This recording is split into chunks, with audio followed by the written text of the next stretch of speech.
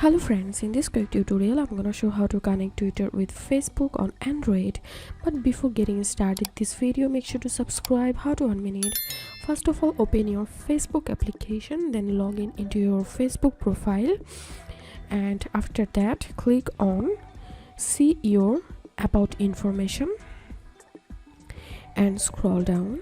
Then you will find this contact information section. Now click on edit. Here we can see social links option. Click on add social link and click on this Instagram icon here, and from here select Twitter.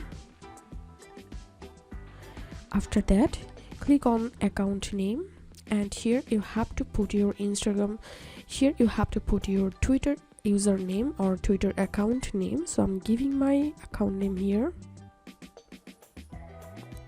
Lovers Land. Now click on save, and now if I go back to my Facebook profile and I refresh this profile, here we can see my Twitter is now connected with my Facebook. That's it for now. If you find this video helpful, make sure to subscribe. How to 1 minute. Thanks for watching this video.